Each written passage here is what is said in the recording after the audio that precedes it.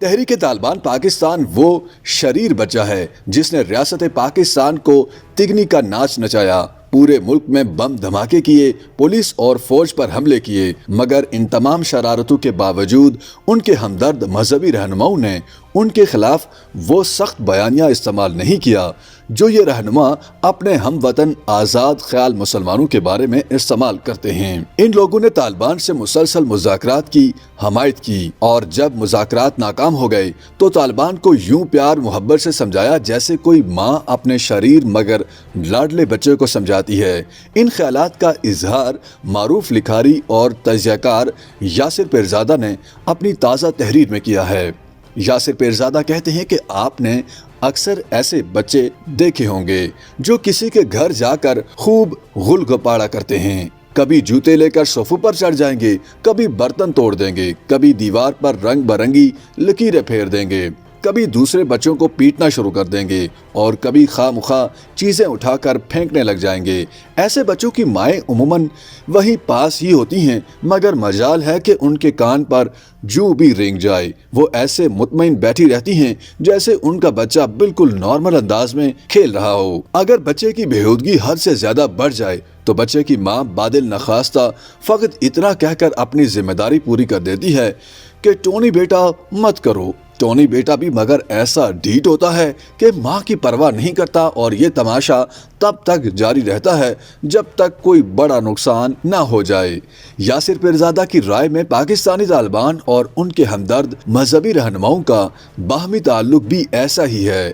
افغانستان میں طالبان کے برسر اقتدار آنے کے بعد ماضی میں کئی دہائیوں تک پاکستانی مہمان نوازی کا لطف اٹھانے والے تحریک طالبان نے جب پاکستانی سیکیورٹی فورسز پر حملوں کا آغاز کیا تو پاکستان نے ان کے حامی علماء سے گلہ کیا۔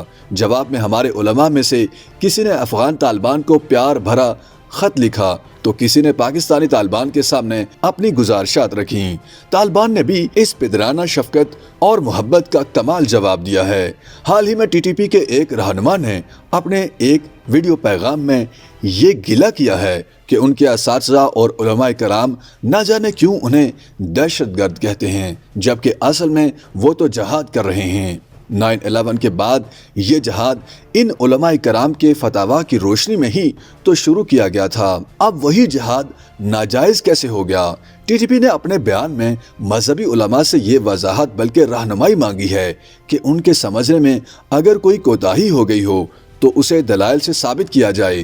ہم سننے کو تیار ہیں، ہم نے تو اپنا جہادی قبلہ تبدیل نہیں کیا، البتہ آپ اگر کسی مجبوری کی وجہ سے ہماری رہنمائی نہیں کر سکتے تو خدا را ہمیں دشمن کے دیے گئے نام سے مت پکاریں۔ اور رہی بات مذاکرات کی تو پاکستانی ریاستی اداروں نے چونکہ جنگ بندی کی خلاف ورزی کی، لہٰذا ہم نے مجاہدین کو ان پر حملوں کی اجازت دی۔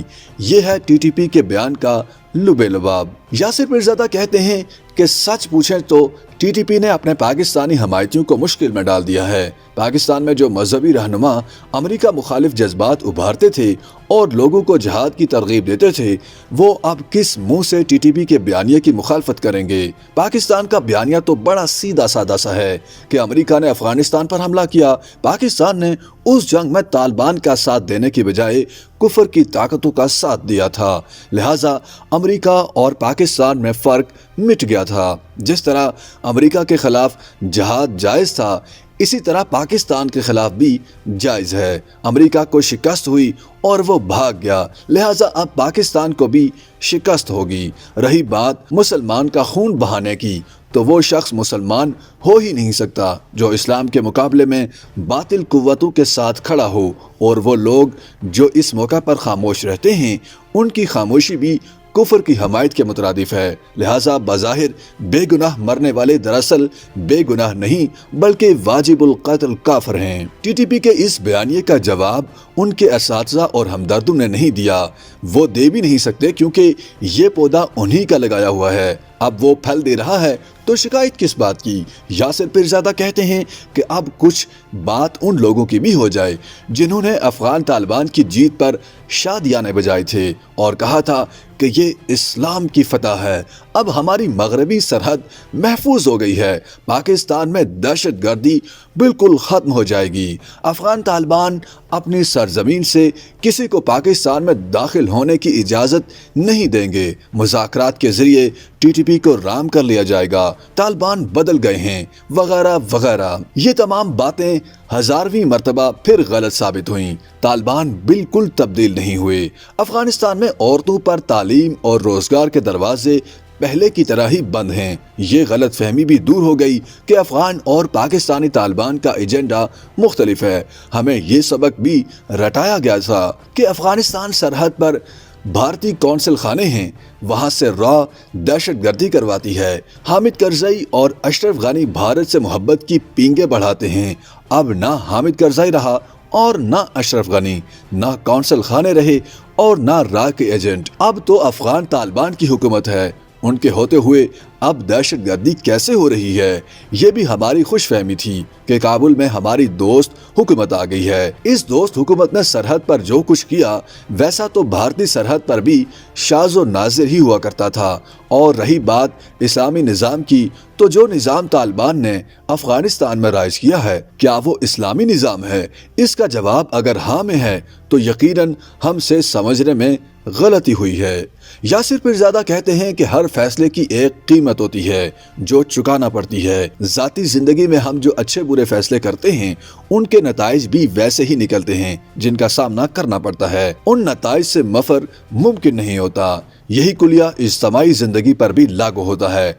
ये मुमकिन नहीं कि आप गैर दानिशमंदाना फैसले करते चले जाएं और बहैसियत कौम उनका नतीजा ना भुगतें। आज हम ऐसे तमाम फैसलों का नतीजा भुगत रहे हैं जो अपने ताईं सुपर स्मार्ट लोगों ने किए। काश कि ये सुपर स्मार्ट लोग हमारी किस्मत में ना होते और हमें औसत दर्जे की फहम व फरासत वाला ही कोई शख्स मिल जाता तो हमारा ये हाल ना होता जो आज है। काश। YouTube पर गूगली न्यूज देखने के लिए youtube.com की सर्च बार में गूगली न्यूज TV टाइप करें। गूगली न्यूज के पेज पर सुर्ख रंग के सब्सक्रिप्शन वाले बटन पर क्लिक करना ना भूलिए। YouTube पेज पर अपलोड होने वाली वीडियोस से बाखबर रहने के लिए बेल आइकन पर क्लिक कीजिए। आपको हर नई वीडियो के बारे में नोटिफिकेशन मौसूल हो जाएगा।